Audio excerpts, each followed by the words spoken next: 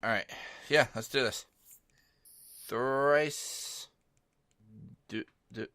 I don't know. What's the... Stop screwing with the formula, Daniel. 3. What is even thrice? 2. Is that like French? That's not... What language is that? That's not even... I don't know. How do you say 2 in that same... I don't know that that's a language. I think that's like... I don't think it's a language, no, but I think thrice is just twice instead of saying 2 times. So thrice is like 3 times. Yeah. And it's like an old-timey word. Yeah. But well, I can say it in, like, German is drei, right? Drei? Is it? I'm just saying I don't know what the 2 equivalent to that would be. Twice? De. In Thrice, German, twice, once? I think it's just once, twice, thrice. All right. You're right. We're So anyway, we're overthinking I'm just this. going to count 3 to 1. 3, 2, 1.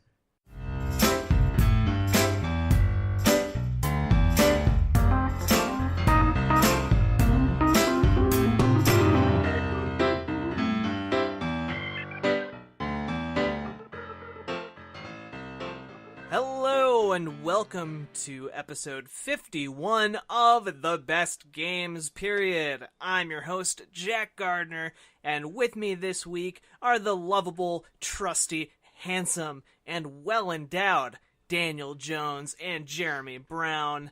How are you doing, fellas? Those were private pictures, Jack. How did you know how much money I have? I've seen your bank account. You're not supposed to see my bank account. You're supposed to just send me money. Speaking of which, where is it? I haven't been paid in months. I don't know, you're the one who works security at a bank. Yeah. Yeah, if you work security at a bank and you're broke, then I don't know what to tell you. I'm talking about from this podcast. You guys don't pay me enough. I hear you. I haven't been paid in 6 months. When are we going to bring up our Patreon? I think you just Do did. that I some think point. you just brought it up. We have a Patreon now. If you want to support us, like, comment, and subscribe, or don't. Whatever. You don't have to. That means you have to link it in the show description now. It'll be linked in the show description. Oh God. If you want to support us. But anyway, we're here to talk about video games and chew gum, and we're Hey, we all out of have gum. one supporter already, so it's a good start. Yeah, you. But this week we're talking about not our Patreon. We're talking about a video game called Beyond Good and Evil. A PlayStation 2, GameCube, Xbox, jack of all trades kind of game, multi-platform as it were, by Michel Ancel, who you might recognize as the creator of Rayman from Ubisoft. I thought it was Michel. Is it Michael or is it Michelle? Michel, it looks like a Michael. I don't know how to pronounce these fancy French terms like Phil's aim, Boudoir. whatever. Or boudoir. What was that one we were? Boudoir? Bidet. Bidet. Croissant. Croissant. Croissant. Croissant. Kashyyyk? Who knows? Paris. French fry. But came out in the year 2003. Didn't really make a huge splash, but over time has developed this incredible cult following that, to this day, almost 15 years later, has fans that are clamoring for a sequel. And we figured we'd talk about it this week. So, I mean, we figured. maybe, whatever, it's what we do. But how are you guys doing before we get into that? Everything hunky-dory in Daniel land? I haven't been locked out of my house this past week, so that's an improvement. Yeah? That Yeah. sounds genuinely good, I would imagine. Genuinely good indeed. I am purchasing a GameCube with 2 controllers and 4 games tomorrow or Monday Heck for yeah. $30. I'm excited about that. From a coworker. Mario Kart Double Dash and Star Fox Adventures are the only games that really I care about. There's Outlaw Golf. You care about Star Fox Adventures? Yeah, I'm just curious about it. Oh, you're going to be very disappointed, my friend. No, I know it's not a good game. I'm just curious about it. I wouldn't say it's like a terrible game, but it's definitely just weird. Yeah. I've beaten it. It's very bizarre. Is there any, like, real Star Fox in it? The closest you get to real Star Fox is at the opening, like, tutorial section, which Jeez. actually, like, opens up pretty intensely. You'll see what I mean. Okay. All right. We'll just Yeah. play that part over and over. Sure. Pretend you're playing Star Fox 64. Well, that's not that different from any other Star Fox game, really. Just play that part over and over. But the thing I have learned about the GameCube since figuring out that I was going to be purchasing this was that GameCube games are expensive. The Yeah. ones that are good, Yeah. the ones that matter. They've really retained their value. Like, the GameCube version of Metroid Prime is over $100 on Amazon. Yep. Is that with Amazon Prime? No. Oh, I see what you did there. thank you. Somebody asked. Look up the prices on Pikmin and Pikmin 2. They're Oh, ridiculous. I don't care, but I will. They are ridiculous. Yeah, I'm sure. How about you, Jeremy? How are you doing? I'm alright. I don't have any new foreign objects in my feet. Did you get rid of the old one? Not really. All right. That But sounds it is very... the skin around it is starting to open up, so hopefully it'll start working its way out. And I haven't peed on any sheds recently. What? So, huh? Why'd you bring that up? Because last Because week he hasn't been to my house. to Daniel be talked on the about show. his shed, Okay. and then on Twitter somebody mentioned it. So, Good job, Twitter. hey, it just means people are listening, right? Exactly. I'm glad people are engaging, even if it's with the peeing on Shen's part. Yeah, they didn't bring up the games that we talked about, but People enjoyed that episode. People like when we just talk about stuff. So Yeah. Yeah. Let us know if you don't like it. Let us know. Yeah. If you do. so anyway, no, I'm good. Nothing crazy to report. Cool. You?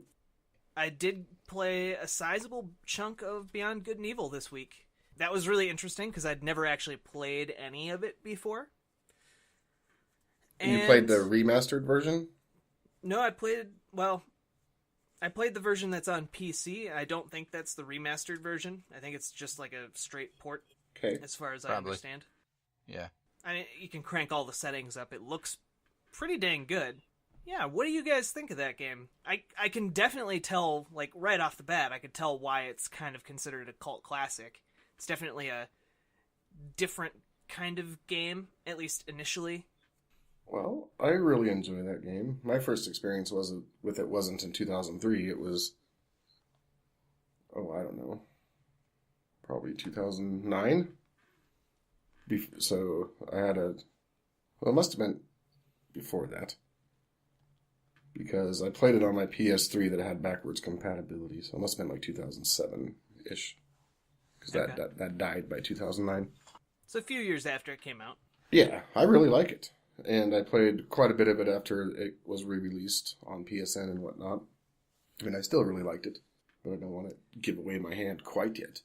I think it is really unique and fun, that's for sure. The concept is cool, and I am one of those people clamoring for the second of their... It was initially supposed to be a trilogy. So, Yeah. I'd really like for that second game to come out at some point. It's been a long time. Do you think that they'll ever actually go for a trilogy? I mean, it still seems kind of up in the air if they're going to even do a second one. Are we talking about if Kingdom Hearts here? Oh, wait. No, I don't think there'll ever be a trilogy. I honestly don't think there'll ever be a second one. Yeah, if the second one comes out and by some miracle is a huge success, then they'll make a third, but that's not going to happen. The second one might come out, but it's not going to be a huge I mean, I success. think the last thing we heard about the second one was from Michel Ancel himself in like 2010 saying it's in development. But it would be a slow process. But he said that as he was promoting another game he's working on outside of Ubisoft. Yeah. So he's not fully committed. Yeah. It's interesting to me that Ubisoft, with like it has a division looking at indie games, and it has, you know, this AAA branch that's pumping out these Assassin's Creed games. It's interesting to me that they don't make a Beyond Good and Evil sequel, because there are people out there who really adore this game and like are clamoring for it, and you go back and play it, it's still like, I mean, it has certainly aged, but there are still elements that are refreshing despite that, like, which seems odd for a studio that is intent on throwing all things Assassin's Creed out. Like, you'd think they'd revisit Beyond Good and Evil before they invested in video game movies. You would think so. I don't know. Well, seems a bit odd. It does. But maybe I'm also underestimating how big this bombed when it came out. It wasn't a commercial success by any stretch in 2003. No. Well, and this was also one of those games that was constantly delayed in development, right? I mean, speaking of games that cost a lot of money, I think when I bought the PS2 copy, it was still like $50. Jeez. Yeah, there's not a lot of them. So why do people love this game? Like, why does it have a cult following in 2017 when it came out in 2003 and bombed? I think the concepts in the game have aged very well. Like, it was a very forward-thinking game, just in general. Like, you know, Jade is an incredibly well-realized, well, maybe not well-realized, but she's a well-represented female character. Well, yeah, and she's not... I think she is a well-realized character, because, like, right off the bat, especially if I'm putting myself back in, like, a 2003 mindset... Yeah. You don't see characters like Jade ever. Like, she's an independent lady. She's quite literally a strong, independent woman who don't need no man. She's a female character that's pretty independent. She's an orphan. She's not necessarily completely Caucasian. No. And she's not super scantily clad. Yeah, exactly. So that plus beyond her, the game's art style is just really charming and has aged well. I think. Yeah. It has almost a cell shaded quality to it. Yeah. Like, it's not cell shading, but it almost has that quality. Yep. I'm not super artistically minded, so I don't know what term you would use for that, but... Well, it's kind of big and blocky, but it also looks just realistic enough to work.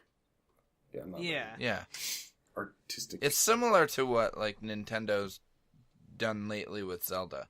Yeah. Like, sort of cartoony, but not... But the facial expressions and movements work really well. Like, it's... Yeah. Sorry. Mm-hmm. Yeah.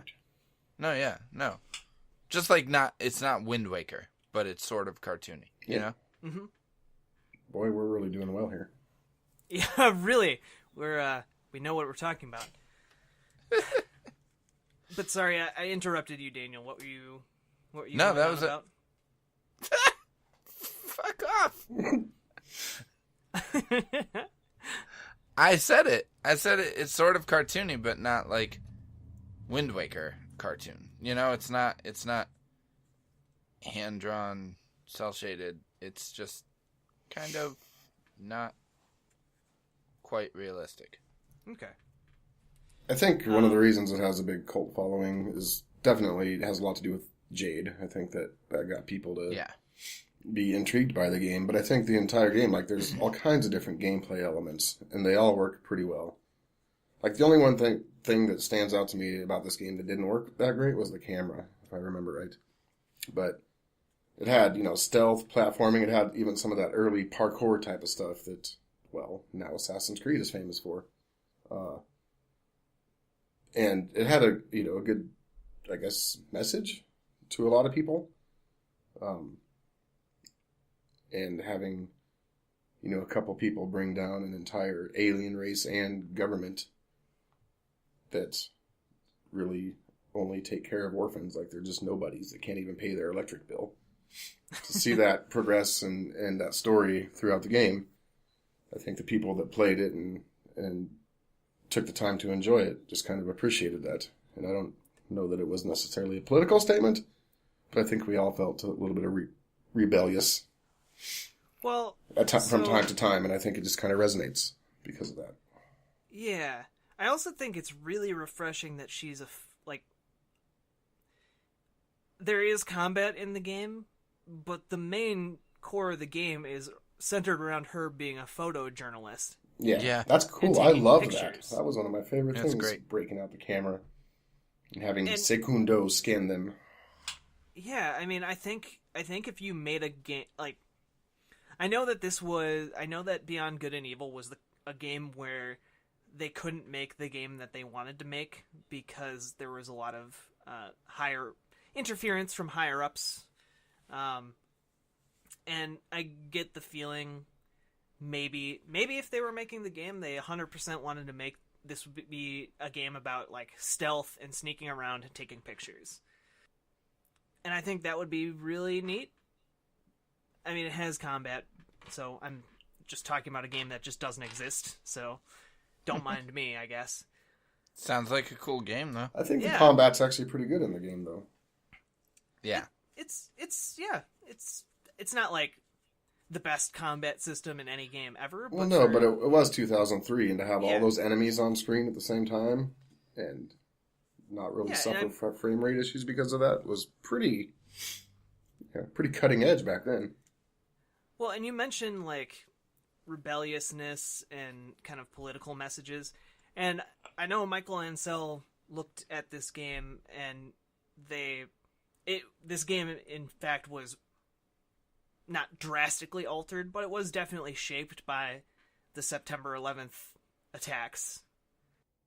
And for example, they were going to have a music in the Akodo bar, which is a location you visit throughout the game. And there was supposed to be a song in the soundtrack called Funky Mula, or Mullah, I guess would be the proper pronunciation. I don't know how to pronounce things. I'm sorry. But I think Mullah is more accurate. Yeah. I think it's actually pronounced Fizame. But they removed that song from the game because of the September 11th attacks and thinking it would be a little bit too controversial. But I know that the themes definitely managed to resonate with at least some people in 2003 and beyond. And the idea of, state-run media being kind of maybe untrustworthy has only become more topical over time. Right. And here you have a game about essentially a journalist caught between two different sides of a conflict and trying to uncover the truth. Now, I guess we need to kind of dive into what Beyond Good and Evil is about, because we've kind of been dancing around the general plot, and I actually think that's kind of where Beyond Good and Evil falters a little bit, because it raises a bunch of interesting questions and then kind of undermines itself and botches it in the execution a little bit. So you guys would be better at telling what the game's about than I would, so. Or at least Jeremy probably would be best at it. Well, I think, I can give it a shot. Do it. So the game is about this. It starts off with this woman named Jade, and she is a photojournalist, kind of a suffering photojournalist. She's not really getting a lot of work. She also helps run this orphanage, and they live on this planet called Hillis. At the beginning of the game, she's struggling, trying to make ends meet at the orphanage. She has an uncle who's a talking pig named Paige, page. And one day, if I remember correctly, some guy just shows up at the orphanage and kind of in secret spy style offers her an intriguing opportunity to kind of, she doesn't really know exactly what, but it's essentially to join the resistance. And on Hillis, the government, it's really a police state. The entire thing, the entire planet is. Like, you get scanned everywhere you go. You can't go in certain areas, most areas. There's guards everywhere. And the government is at war with an alien race called the DOMZ. D-O-M-Z. Capital Z. Yeah. Very early 2000s name. Yes, definitely. and it's also very centered around technology. Like, everything needs technology to advance and to be able to run. Even your backpack is a talking AI, so to speak. Anyway, you leave the orphanage to go do some things, and pretty soon you're traveling throughout the entire planet on your hovercraft, and later on in an actual spaceship, but that doesn't really last for too long. And you're meeting interesting characters, and you're doing different things, but ultimately you're trying to uncover the corruption that's happening within the government itself. And you meet another character named Double H, who's a resistance member, but he's also like one of the patrol people, so he's got all that equipment, all that armor and gear. And maybe you're right, Jack. Maybe the story does kind of falter. Anyway, mostly you just spend the entire time gathering intel and doing missions and whatnot, and at the end you find out that your Uncle Page is actually the resistance leader, and he dies, but he somehow comes back to life, and you take down the government and the aliens, which are kind of one and the same. And then the second game never came out, so I couldn't tell you after that. Yeah, so like, first off, this game starts out so strong, because it starts off and it's giving you like a very scenic view. You can see kind of the world a little bit. They're just peacefully doing taekwondo at the orphanage, and all of a sudden the DOMs attack with these pods falling down, and Jade has to fight and kind of free these kids. It's actually very exciting and cinematic. It gets you pumped, gets you into it pretty quick. And then you see the Hillis government, their response team arrives after the fact to take credit for defeating the DOMs and pushing them back. And they didn't do anything, so you're immediately kind of against them as a player from the start. It's all very effective at the beginning. But then you're playing through the game, and you get to the point where the Resistance tries to recruit you, which is a couple hours in. Then the game introduces this, well, who should Jade believe? Does she believe these Resistance fighters who the government is telling her are bad guys, bad dudes, bad hombres?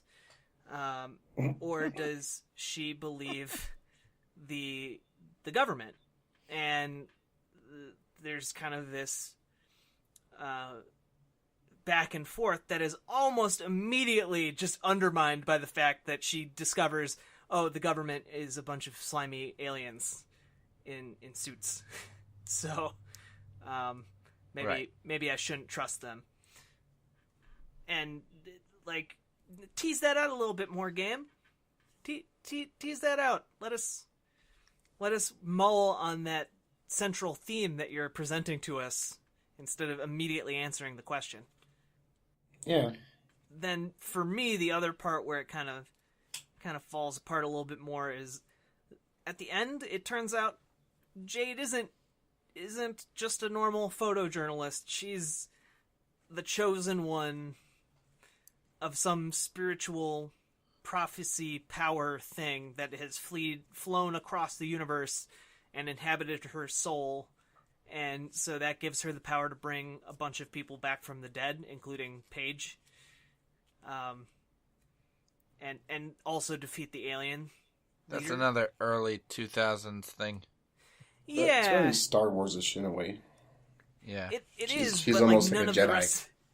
But like none of the rest of the game really sets it up very well. Yeah. When like the main themes of the game are building up the fact that getting this information and revealing it to the world will change everything, and then it almost seems shoehorned in that she's also the chosen one. Like, I don't know how I feel about that. I'm never sure who chooses the chosen one. Like, that's never ever explained in anything that there's a chosen one involved in. Who chooses the choosers? And Well, yeah, exactly. It's kind of like God or fate or whatever. You know, it's not. Yeah, no, I was being pretty rhetorical. But Well, okay then. sorry. I don't know. Yeah.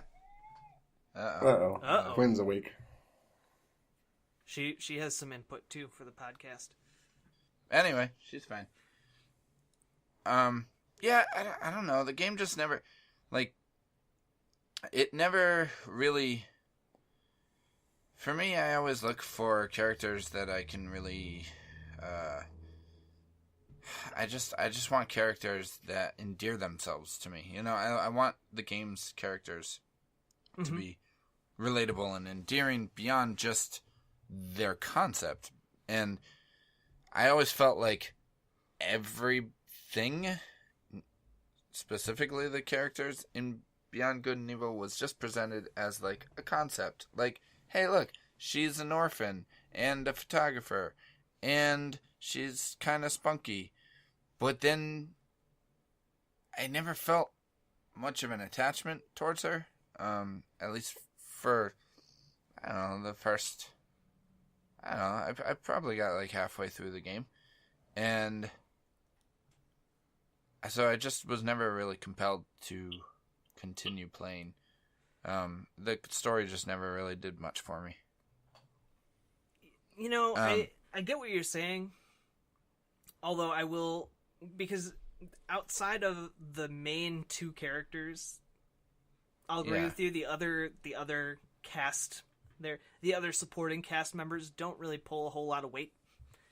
But the relationship between Jade and Paige, I really like it. It's really heartwarming. Yeah. Yeah, Okay. I think so. Like I think that is genuinely what sets this game apart for a lot of people.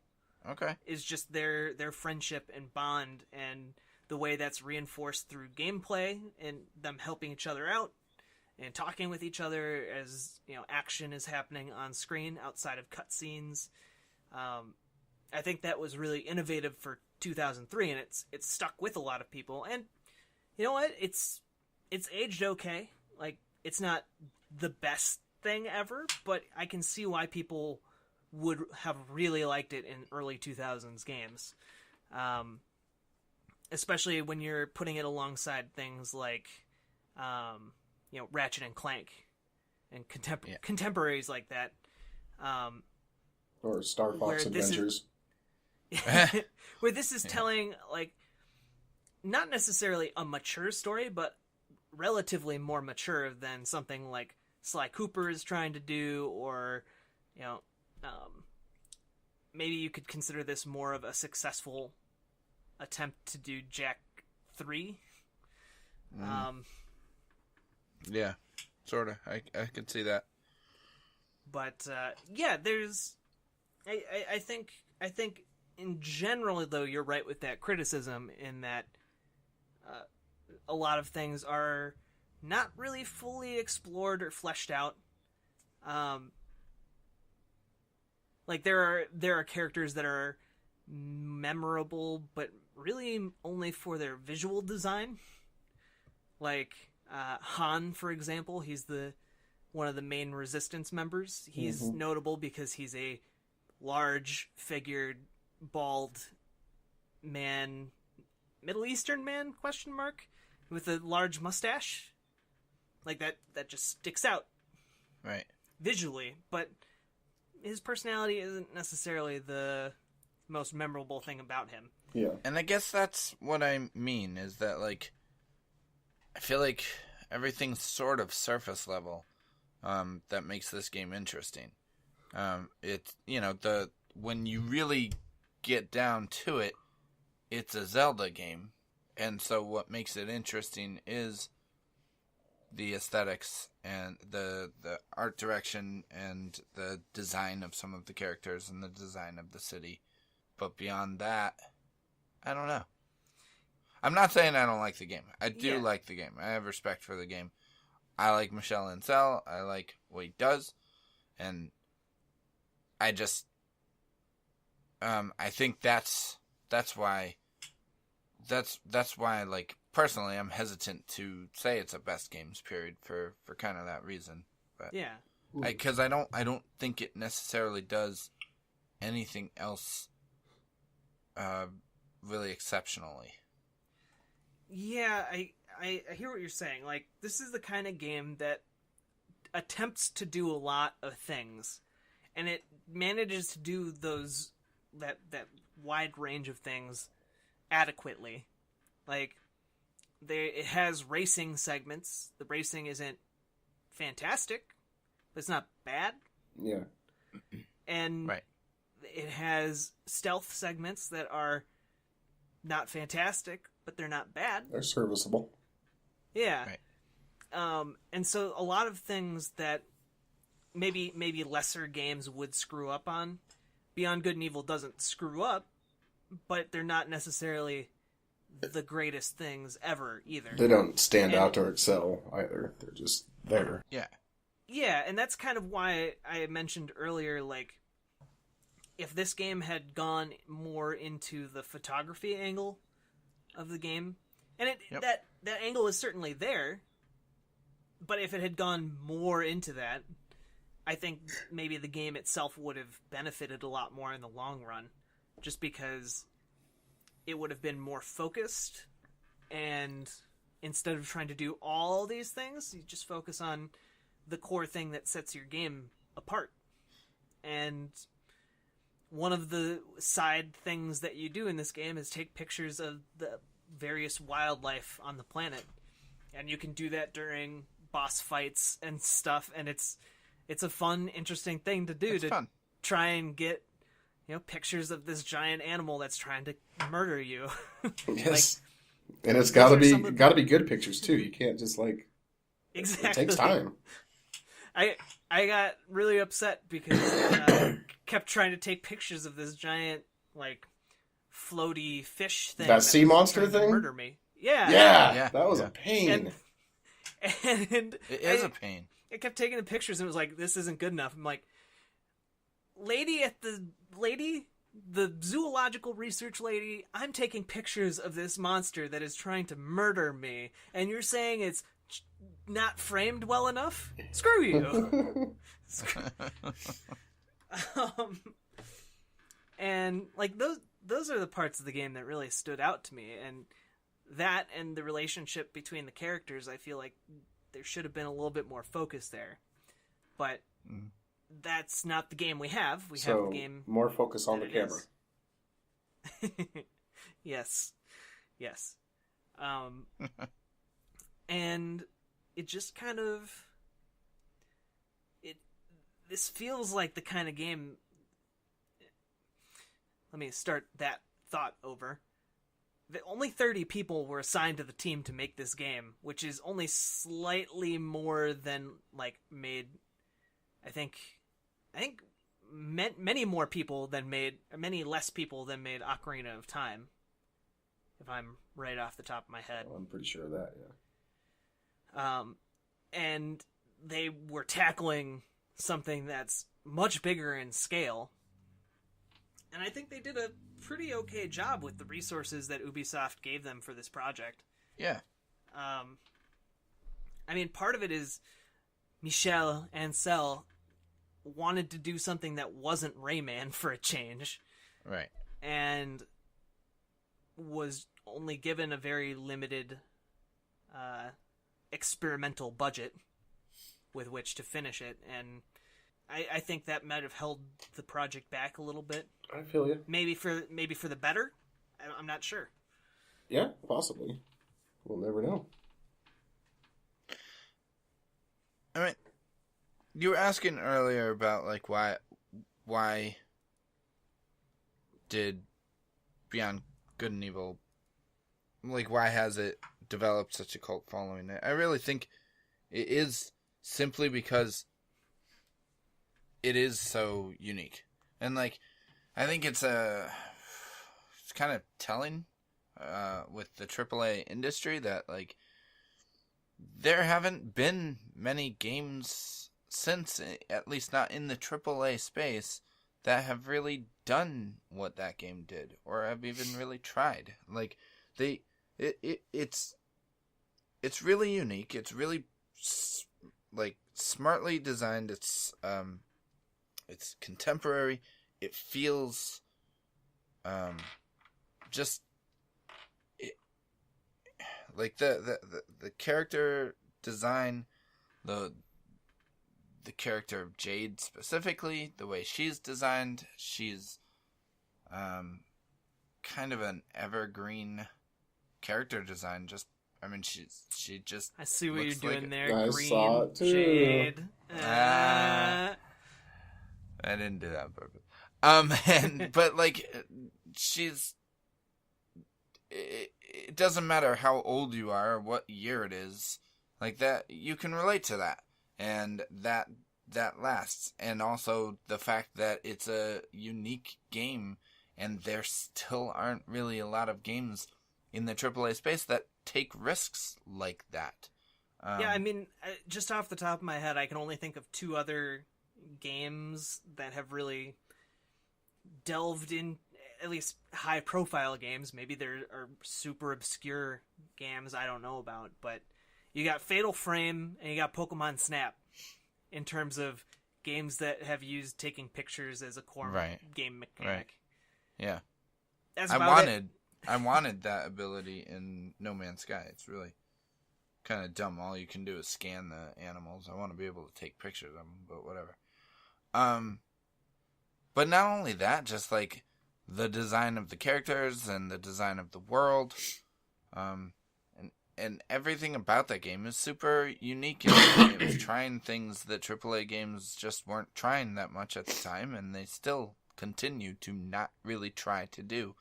But and so that's why I'm not saying that they should, because obviously not good for business necessarily, or it hasn't proven to be in the past.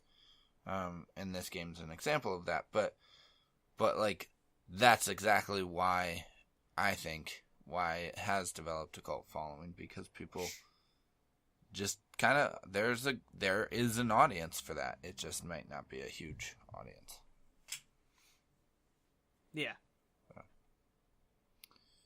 So I don't know. It's just a testament to what they did at the time, that they took those risks, and that, you know, Ubisoft funded that. Yeah, see, one of my biggest fears about if Beyond Good and Evil 2 did come out, and some of this is based on that supposedly leaked trailer from like 6, 7, 8 years ago now, is that it will just become Assassin's Creed with a different skin. Because that's kind of what that looked like. I mean, it was definitely in that style. Yeah. I would like to see the sequel be the same aesthetic as much as possible, if there ever is a sequel. But yeah, and I wouldn't have a problem with it if it had like platforming, climbing mechanics similar to Assassin's Creed, except instead, like, this is an easy game to pitch. You have all of the same stuff that Assassin's Creed has, except instead of assassinations, you have taking pictures of, you know, gathering intel, politically charged whatever in this universe.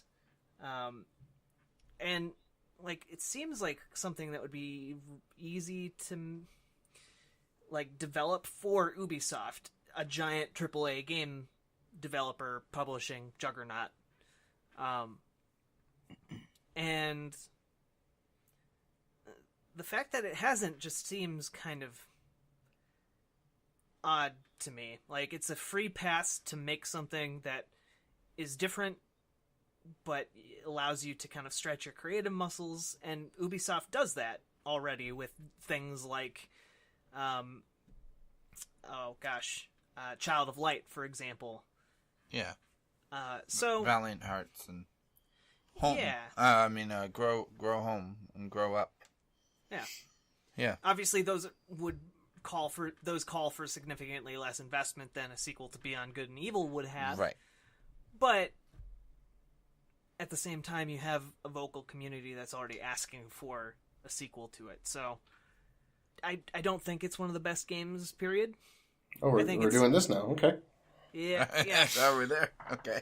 I think it's a great game. I think it's a great game. I think it has elements that are very memorable, has moments that are really great, including that opening scene. I would definitely recommend it to some people, especially people who are interested in kind of the more niche side of gaming. The games that have great qualities that are probably overlooked. And that's Beyond Good and Evil is like the definition of a cult classic for that very reason, because it doesn't do anything particularly poorly, but a lot of the game doesn't do anything particularly great either. Right. But that doesn't make it a bad game. It's definitely worth your time if you're looking for the more exotic things gaming can offer. And I hope that game developers that are making current projects or projects in the future take inspiration from it, because there's definitely a lot of interesting ideas that went into Beyond Good and Evil. But I don't think it's like a notch below what I would consider a best game, period. There's just, the pieces don't come together quite right at the end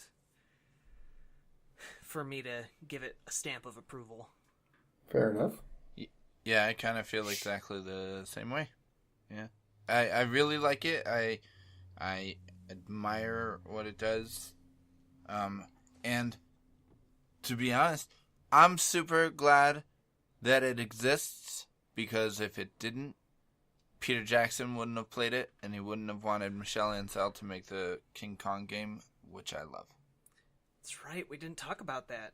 Can you bring that up real quick? Can you delve into that a little bit? I just did.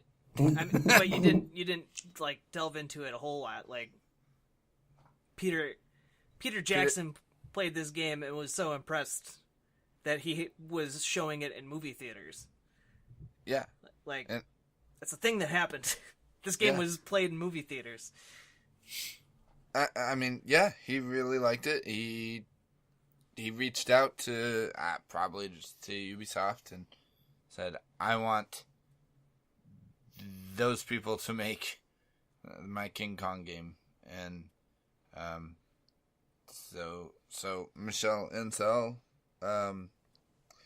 was kind of hesitant at first, from I think what I read, but basically saw it as an opportunity to do something unique with the first person genre, and I just love that game. I don't know if that's the best game, period. Maybe that's an honorable mention, but I really like that game. Okay. Yep. And I think it's also worth noting that at the time when this came out, this is Peter Jackson at the height of his popularity. He was the man making movies. Spielberg had to step aside for a little while Peter Jackson shone in the spotlight. I've never even heard of him.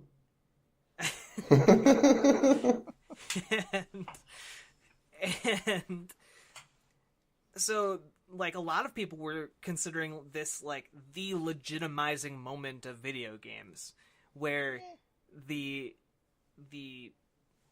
head of what was considered cutting-edge filmmaking at the time was acknowledging video games as something great and something to be respected.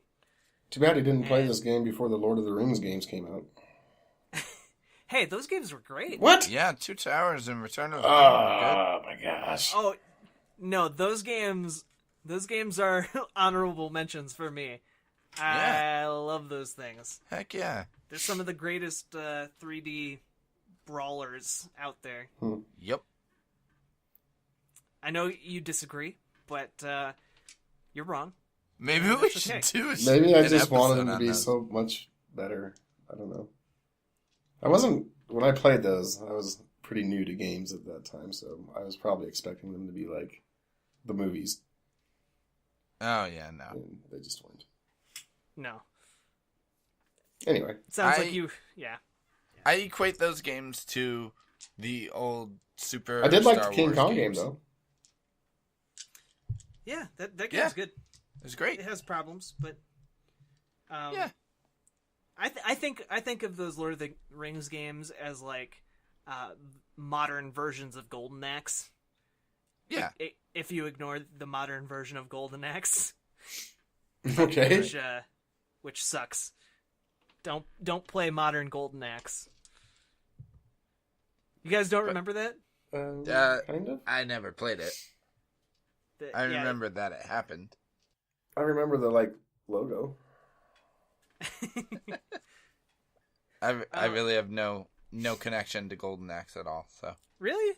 Not even like Yeah. arcade Golden Axe? Not really, no. Dang.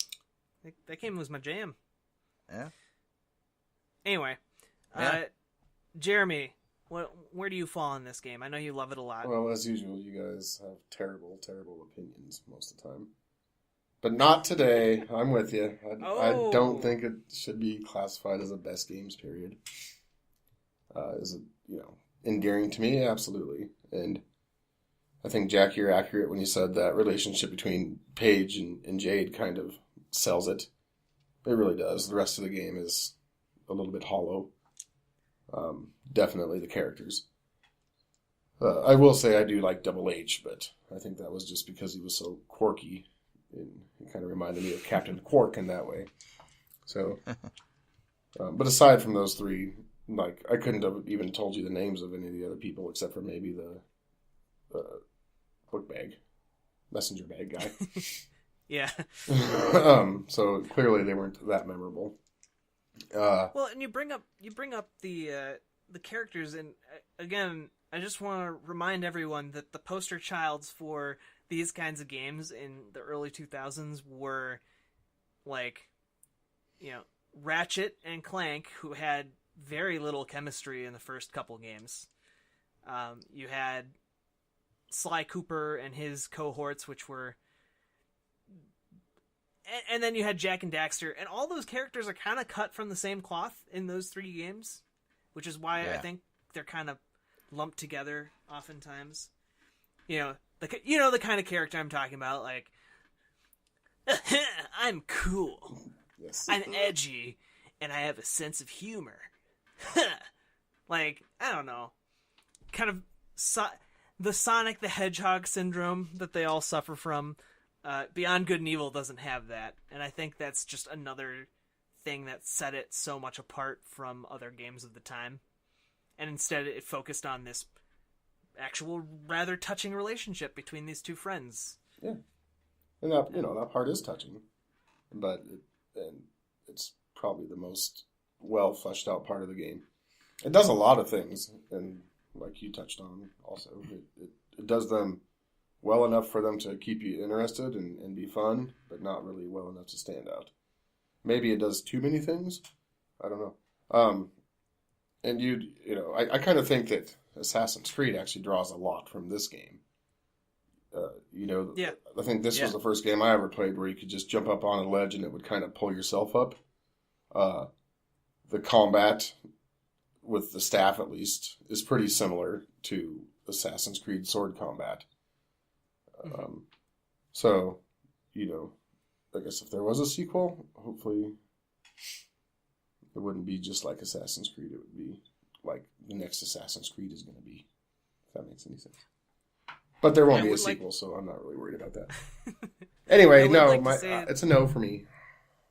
Okay. I would like to say that the hoverboat gameplay and the way the hoverboat controls is head and shoulders better than how the hoverboat in Half-Life 2 controls. Way to get that in there. Why do you have to even do that, Jack? It's Why just do you have much to do better. that? Jack, why do you even have to do that? And, well, I bring Why? it up because originally this was envisioned as an open, like, you could explore, like, an entire world type thing. And they shrunk it down because Michel Ancel played Wind Waker and didn't like how far away everything was from each other. Good. Didn't like all the sailing. And I just wanted to bring it up because I was going to say I wouldn't have minded if things had been far away with that hoverboat. I found it enjoyable riding around the world, taking pictures of stuff. Plus, you get to go to that cool garage and have it fixed. Yeah. With the Rastafarian. Jamaican rhinoceroses. Why do you feel the need to bash Half-Life 2 when it has nothing to do with what we're talking about? Like, why do you have to shoot it? Very passive aggressive. It has a hoverboat. This has a hoverboat. It's something I thought of while I was playing the game. Really, The thought Jack? passed One's through my first head. person, one's not. Like, yeah, it's easier in third person to control a hoverboat. I get it. Like, what the hell? Just get out of here. They both have hoverboats. Hoverboats don't come up that often in video games, Oh. surprisingly. Well, then. Just saying. We need to do a Half-Life episode. I guess just because we were all in agreement, Jack had to go and throw a crowbar in the Right. crankshaft. I'm one of those head crabs. All right. I You went guys ready to wrap this puppy up? Let's put a bow on it. All right. That was episode 51 of the Best Games Period. We are on the second half, the back 50 of our top 100 episodes. First 100 episodes. There you Which go. will be our top 100 for the first 100, for sure. Right, Yeah. true. Yeah. Jack, tell us all about Extra Life. Well, Extra Life is a fantastic charity that's part of Children's Miracle Network Hospitals. Basically, anyone who signs up can choose which hospital they want to support. 100% of everything that they raise goes directly to that hospital to support sick and injured kids that need treatment. And guess what? You get to raise money and play video games at the same time. What? Yeah, so you play games and raise money to help kids in hospitals, and you know where that money is going. It's not just going to any hospital, it's going to one specific hospital, and it is going 100% of it to help sick and injured kids. It's really, really great. You can sign up over on extra-life.org, or you can find out more about the charity and what goes on at Extra Life. You can also find out more and get more involved in the community end of things, maybe link up with your local Extra Life guild, local people who are super passionate about Extra Life and helping kids. And you can find those people over on the community site, community.extra-life.org. And you can find more people over there, or you can find interesting articles about games and gaming, or the charity end of things, or you can find this very podcast chilling out over there, and you can listen to our past 50 episodes and some spare change of honorable mentions. It's a really great website. I encourage everyone to go check it out. And, yeah. Where else can people find us, Daniel? Well, I just want to say that I think Jade from Beyond Good and Evil would probably participate in Extra Life. Well, she would be a champion. She would. Yep. Yeah. People can also find us on Game Informer and iTunes, as well as SoundCloud, and our hosting site, Libsyn. You can find us on Twitter, @BestGamesPeriod. We post the show every Monday, and I also post a poll to find out if people agree with us or not. And this past week, we covered 3 games that we kicked off of, that we were debating to kick off of the canon of the Best Games Period. And we ended up kicking off Donkey Kong Country, which I feel very vindicated that our listeners wholeheartedly disagree with you both because they voted for Braid. Well, wait a minute. How's that disagreeing with me? That was my choice. Well, you backed Jack up on the Donkey Kong Country. You also backed me. Yeah. We got that, yeah. I like how you left that part out of the last episode too, Jack, where we were like, wait a minute. It was too late. It was decided. It was decided. We ended the episode. That this isn't a popular vote, and it's an electoral vote, and the Electoral College has spoken. But anyway, everybody, it was like 60-something% voted Braid out. And then the next runner-up was Uncharted. So you really feel vindicated then. Yeah, I do. Yeah. So anyway, we will post a poll again this week, and I'll let you know the results next week. Come back next week for another episode of the Best Games Period. Jack? Daniel? Jeremy? I predict that do you still do it on Facebook too? I do. I predict that Facebook will think Beyond Good and Evil is the Best Games Period, but Twitter won't. Ooh, interesting. Yeah. All right. Thank you both for joining me tonight, and thank you, good listeners, for joining us for episode 51 of the Best Games Period. Come back next week. We will see you there. Till then, we'll see you on the flippity-dippity. Duts. Also support us on Patreon. Oh, yeah. Wink.